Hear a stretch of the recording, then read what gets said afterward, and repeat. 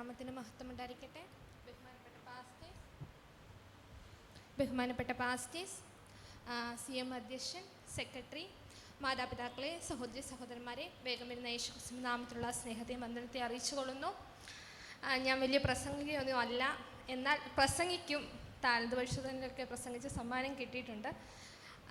CMനും ഒക്കെ ഇങ്ങനെ പ്രസംഗിക്കും, എന്നാലും വലിയ പ്രസംഗമല്ല. ഇവിടെ ഇരിക്കുന്ന എല്ലാവരും എന്നേക്കാൾ കൂടുതൽ വചനം അറിയാവുന്നവരാണ്. അതുകൊണ്ട് ഞാൻ പറയുമ്പോൾ എന്തെങ്കിലും തെറ്റുകുറ്റങ്ങളുണ്ടെങ്കിൽ എന്നോട് ക്ഷമിക്കണം. ഞാൻ നിങ്ങളുമായി ഇന്ന് പങ്കിടുവാൻ ആഗ്രഹിക്കുന്ന വചനമെന്നുള്ളത് ലൂക്കോസ് 11:13 അങ്ങനെ ദോഷികളായ നിങ്ങൾ നിങ്ങളുടെ മക്കൾക്ക് നല്ല ദാനങ്ങൾ കൊടുപ്പാൻ അറിയുന്നുവെങ്കിൽ സ്വർഗസ്ഥനായ പിതാവ് തന്നോട് യാചിക്കുന്നവർക്ക് പരിശുദ്ധാത്മാവിനെ എത്ര അധികം കൊടുക്കും. അങ്ങനെ ദോഷികളായ നിങ്ങൾ നിങ്ങളുടെ മക്കൾക്ക് നല്ല ദാനങ്ങളെ കൊടുപ്പാൻ അറിയുന്നുവെങ്കിൽ സ്വർഗസ്ഥനായ പിതാവ് തന്നോട് യാചിക്കുന്നവർക്ക് പരിശുദ്ധാത്മാവിനെ എത്ര അധികം കൊടുക്കും. ഇവിടെ നമുക്ക് കാണുവാൻ സാധിക്കുന്നു, ഇവിടെ ഇരിക്കുന്ന എല്ലാവരും മാതാപിതാക്കളാണ്. നിങ്ങളെല്ലാവരും നിങ്ങളുടെ മക്കൾക്ക് എല്ലാവരും പ്രാർത്ഥിക്കുന്നതും അല്ലെങ്കിൽ എല്ലാവരും ആഗ്രഹിക്കുന്നതും നല്ല ജോലികൾ ലഭിക്കണം, നല്ല സൗന്ദര്യമുള്ള കുഞ്ഞുങ്ങളായിരിക്കണം, നല്ല വിദ്യാഭ്യാസം അവർക്ക് കിട്ടണം. നമ്മളെല്ലാവരും മാനുഷികമായിട്ട് ആഗ്രഹിക്കുന്നതാണ്. എന്നാൽ അതിലുപരി നാം ആരാണ് ആഗ്രഹിക്കുന്നത്? ഞങ്ങളുടെ കുഞ്ഞുങ്ങൾക്ക് ഇതിലുപരിയായി ഒരു പരിശുദ്ധാത്മാവിൻ്റെ ഗൈഡൻസ് കുഞ്ഞുങ്ങൾക്ക് വേണം. ഇതൊന്നുമില്ലെങ്കിലും അവർ ദൈവികമായി ആത്മീകമായി മുന്നോട്ട് നിൽക്കണമെന്ന് നമ്മൾ പലരും ഈ കാലത്ത് ആഗ്രഹിക്കുന്നില്ല. കൂടുതലും നമ്മൾ ആഗ്രഹിക്കുന്നത് അവർ വിദ്യാഭ്യാസമായി മുന്നേറണം, അവരുടെ ഭാവി കാര്യങ്ങളിലെല്ലാം അവർക്ക് നല്ല ഭവനം വേണം, ജോലി വേണം, കാറ് വേണം എന്നാണ് ആഗ്രഹിക്കുന്നത്. ഇവിടെ ഇരിക്കുന്ന കുഞ്ഞുങ്ങളിൽ പലരും, അനേകം പേര് ഇവിടെ ഇരിക്കുന്നുണ്ട്. ഇവിടെ ഇരിക്കുന്ന എത്ര കുഞ്ഞുങ്ങൾ പരിശുദ്ധാത്മാവിന് വേണ്ടി പ്രാർത്ഥിക്കുന്നുണ്ട്? എന്നെ പരിശുദ്ധാത്മാവ് ഗൈഡ് ചെയ്യണമെന്ന് പ്രാർത്ഥിക്കുന്നുണ്ട്. നമ്മളെല്ലാം പ്രാർത്ഥിക്കും. നമ്മുടെ ഏറ്റവും വലിയ ലക്ഷ്യം പരീക്ഷയിൽ നല്ല മാർക്ക് ലഭിക്കണം, നല്ല ഉന്നതമായ ജോലി ലഭിക്കണം, നല്ല സൗന്ദര്യമുള്ള ഭാര്യ അല്ലെ ഭർത്താവിനെ ലഭിക്കണം, അല്ലേ? അനുഗ്രഹമായ കുഞ്ഞുങ്ങളെ ലഭിക്കണം, അല്ലേ? പലപ്പോഴും കുഞ്ഞുങ്ങൾക്ക് അറിയത്തില്ല എന്താണ് പരിശുദ്ധാത്മാവെന്നുള്ളത്. നമുക്ക് പല കുഞ്ഞുങ്ങൾക്കും ഇന്ന് അറിയാതെ പോയി. അതിനാൽ തന്നെ നമ്മൾ സോഷ്യൽ മീഡിയയും പത്രങ്ങളും ഒക്കെ എടുക്കുമ്പോൾ തന്നെ നമ്മുടെ വിശ്വാസികളായ കുഞ്ഞുങ്ങൾ അതിൽ ഉൾപ്പെടുന്നു. അനേകം കുഞ്ഞുങ്ങൾ, ഞാൻ എൻ്റെ 12ാമത്തെ വയസ്സിലാണ് ഈ ദൈവത്തെ അറിയുന്നത്. 12ാമത്തെ വയസ്സ് മുതൽ ഇന്ന് വരെയും ഈ പരിശുദ്ധാത്മാവിനെ പറ്റി ഇപ്പോഴാണ് ഞാൻ കൂടുതലായിട്ട് അറിയുന്നത്. അന്ന് എൻ്റെ വിചാരം അന്യഭാഷ കിട്ടിയാൽ പരിശുദ്ധാത്മാവിനെ ലഭിച്ചു എന്നുള്ളതാണ്. അങ്ങനെയാണ് കൂടുതലും ഞാൻ കേട്ടിട്ടുള്ളത്. അന്യഭാഷ വരും ലഭിച്ചുവെങ്കിൽ പരിശുദ്ധാത്മാവിനെ ലഭിച്ചു എന്നുള്ളതാണ് നമ്മൾ എപ്പോഴും വിചാരിക്കുന്നതും ഇപ്പോഴും പലരും വിചാരിച്ചുകൊണ്ടിരിക്കുന്നതും. എന്നാൽ നാം എങ്ങനെയാണ് പരിശുദ്ധാത്മാവ് ഉള്ളവരാണെന്ന് എങ്ങനെ ഐഡന്റിഫൈ ചെയ്യും? കുഞ്ഞുങ്ങൾക്ക് ആർക്കെങ്കിലും പറയാവോ? നാം എങ്ങനെ പരിശുദ്ധാത്മാവ് ഉള്ളവരാണെന്ന് ഐഡന്റിഫൈ ചെയ്യാൻ നമുക്ക് സാധിക്കും?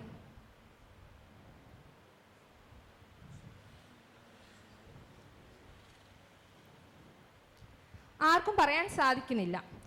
അന്യഭാഷ പറഞ്ഞാൽ നമ്മൾ പരിശുദ്ധാത്മാവുള്ളവരാണോ? അല്ല, നാം ആത്മാവിന്റെ ഫലം ഉള്ളവരായിരിക്കണം. എന്താണ് ആത്മാവിന്റെ ഫലങ്ങൾ?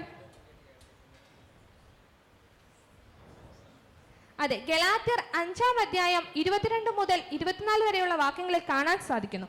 ആത്മാവിന്റെ ഫലമോ സ്നേഹം, സന്തോഷം, സമാധാനം, ദീർഘക്ഷമ, ദയ, പരോപകാരം, വിശ്വസ്തത, സൗമ്യത, ഇന്ദ്രജയം. ഈ 9 കൂട്ട കാര്യങ്ങൾ നമ്മുടെ ജീവിതത്തിലുണ്ടെങ്കിൽ നാം പരിശുദ്ധാത്മാവുള്ളവരാണ്. നമ്മൾ ഉള്ളവരായതുകൊണ്ട് ഇതെല്ലാം നമ്മുടെ ജീവിതത്തിലുണ്ടോ? വിശ്വാസികളായതുകൊണ്ട് നമ്മുടെ ജീവിതത്തിൽ ഇതെല്ലാം ഉള്ളവരുമുണ്ട്. എന്നേക്കാൾ കൂടുതൽ നിങ്ങൾക്ക് ഇതെല്ലാം അറിയാവുന്നതുകൊണ്ട് ഇതെല്ലാം പ്രകാരമാണ് നിങ്ങൾ ജീവിക്കുന്നതും. എങ്കിലും രാവിലെ ഞാൻ എന്ത് പറയും ഇങ്ങനെ ചിന്തിച്ചുകൊണ്ടിരുന്നപ്പം ദൈവം എനിക്ക് തന്ന വചനം ഇതാണ്. അതുകൊണ്ടാണ് ഞാൻ പറയുന്നത്. ലൂക്കോസ് 6-ാം അധ്യായം 43 മുതൽ 45 വരെയുള്ള വാക്യങ്ങളിൽ നമുക്ക് കാണാൻ സാധിക്കുന്നു.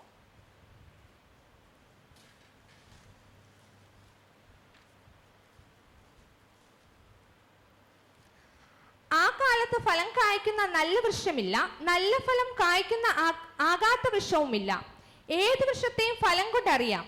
മുള്ളിൽ നിന്ന് അത്തിപ്പഴം ശേഖരിക്കുകയും ഞെരിഞ്ഞിൽ നിന്ന് മുന്തിരിങ്ങ പറിക്കുകയും ചെയ്യുമാറില്ലല്ലോ. നല്ല മനുഷ്യൻ തന്റെ ഹൃദയത്തിലെ നല്ല നിക്ഷേപത്തിൽ നിന്ന് നല്ലത് പുറപ്പെടുവിക്കുന്നു. ദുഷ്ടൻ ദോഷമായി നിന്നിൽ ദോഷം പുറപ്പെടുവിക്കുന്നു, ഹൃദയത്തിൽ നിറഞ്ഞു കവിയുന്നതെല്ലാം വായിൽ പ്രസ്താവിക്കുന്നു. ഇവിടെ നമുക്ക് കാണുവാൻ സാധിക്കും, ഒരു വൃക്ഷത്തെ കണ്ടാൽ അറിയാം ആ വൃക്ഷത്തിൽ നിന്ന് എന്ത് പുറപ്പെടുവിക്കുന്നുള്ളത്. അതുകൊണ്ട് നമ്മളെക്കൂട്ടുള്ളവരെ കണ്ടാൽ അറിയാം നമ്മളിൽ നിന്ന് എന്ത് ഫലം പുറപ്പെടുവിക്കുന്നു എന്നുള്ളത്. ദൈവമക്കളായ നമ്മളിൽ നിന്നും ആത്മാവിന്റെ ഫലങ്ങൾ വേണം പുറപ്പെടുവിക്കാൻ.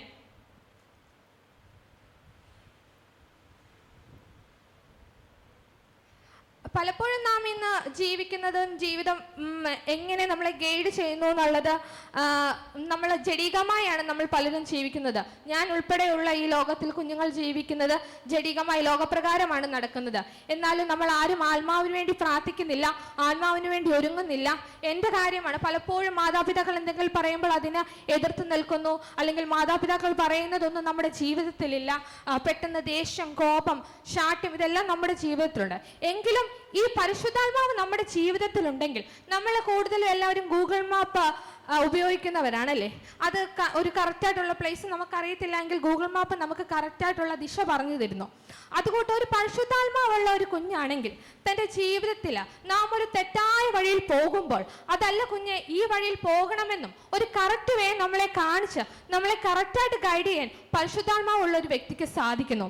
അതിനാൽ നാം എല്ലാവരും പരിശുദ്ധാത്മാവിനായിട്ട് പ്രാർത്ഥിക്കണം, അതിനുവേണ്ടി ഒരുങ്ങണം, ആത്മാവുള്ളവരായിരിക്കണം. അടുത്താത്ത വഴിയിൽ പോകാൻ നമ്മൾ ഈ ഒരു ലോകപരമായി ജീവിക്കുമ്പോൾ അനേക വഴികളിൽ നമുക്ക് തെറ്റ് പറ്റാം.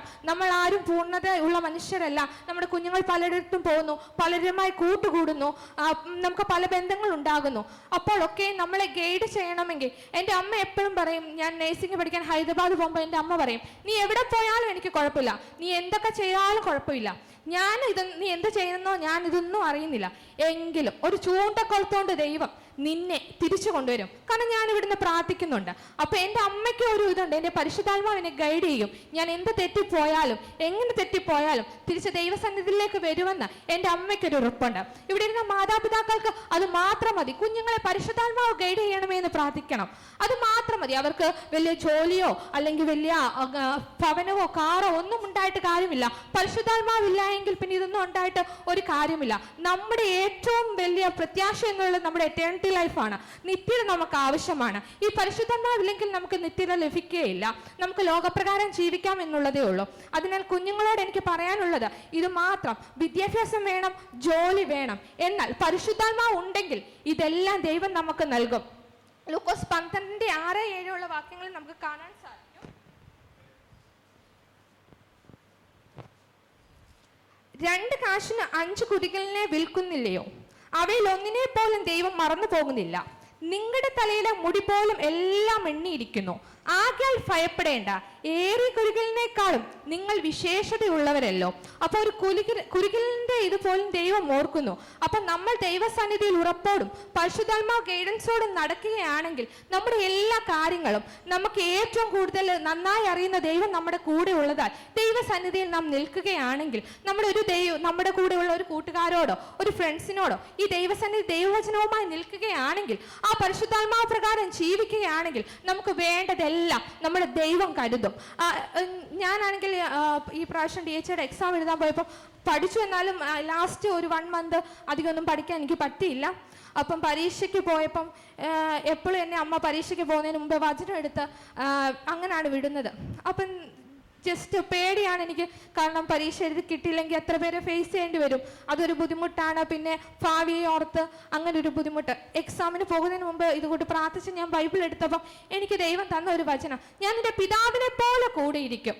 ദൈവം എനിക്ക് തന്ന വചനമാണ്. എനിക്കതൊരു ഉറപ്പായിരുന്നു. ഞാൻ എക്സാമിന് പോയപ്പോൾ എനിക്ക് ഒരു ഭയവുമില്ല. ആദ്യം എക്സാം എഴുതി എൻ്റെ കൂടെ കയറി ആരും എഴുതി കഴിഞ്ഞില്ല. പക്ഷെ ഞാൻ പെട്ടെന്ന് എക്സാം കഴിഞ്ഞു. എൻ്റെ എക്സാം പെട്ടെന്ന് ഞാൻ കഴിഞ്ഞു. ദൈവം ഒരു വലിയ അത്ഭുതം. എനിക്കറിയാവുന്ന ക്വസ്റ്റ്യൻസ് കുറച്ചൊക്കെ ഉണ്ടെങ്കിൽ പോലും എല്ലാത്തിനും ഞാൻ ഒന്നും കൂടെ ഒന്ന് നോക്കിയത് പോലും ഇല്ല. എല്ലാം പെട്ടെന്ന് ടിക്ക് ചെയ്ത് എന്നെ ഒരാൾ കൈ പിടിച്ച് ചെയ്യിപ്പിക്കുന്നത് കൊണ്ട് ഞാൻ എല്ലാം യാന്ത്രികമായി ഇറങ്ങി വന്നു. ദൈവം എനിക്കൊരു അത്ഭുതം പ്രവർത്തിച്ചു. അന്നോട്ട് എനിക്കറിയാം, എവിടെ പോയാലും നമ്മൾ ദൈവസന്നിധിയിൽ നിൽക്കുകയാണെങ്കിൽ നമ്മുടെ എല്ലാ കാര്യത്തിനും ദൈവം കൂടെ ഇരിക്കും. കൂടുതലായി നാം ഒന്നും ആഗ്രഹിക്കേണ്ട, വേണ്ടതെല്ലാം തക്ക സമയത്ത് തക്കതായി ദൈവം നമുക്ക് നൽകും.